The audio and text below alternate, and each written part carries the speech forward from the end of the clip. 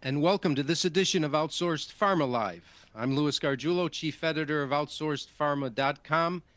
Thank you all for being here. Chemistry, manufacturing, and controls. Perhaps we don't say the words enough and overuse the acronym CMC.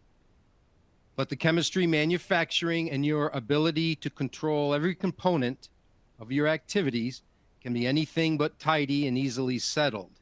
In fact, so much of that effort today has to do with another acronym we almost never say the actual words to, CDMO, Contract Development and Manufacturing Organization.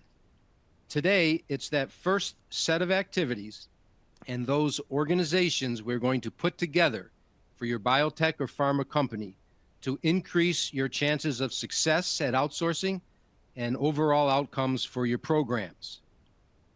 Today, your drug and therapy programs are pushed forward faster than ever, accelerated by fast-track programs or funding and new models of one kind or another.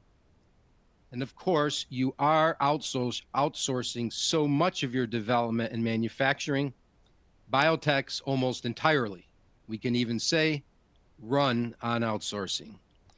But externalization has its own risks, and external partners can add dimensions and complications.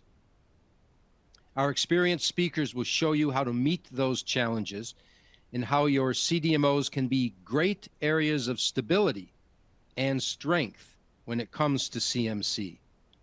Today, we'll explore that critical role CDMOs play in achieving and maintaining quality and regulatory compliance across the drug development and manufacturing life cycle, all your CMC needs, in other words.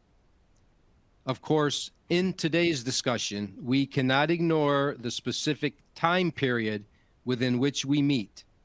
And yes, I mean tariffs and trade negotiations and strategies for outsourcing, regionalization, reshoring, geopolitical conflicts.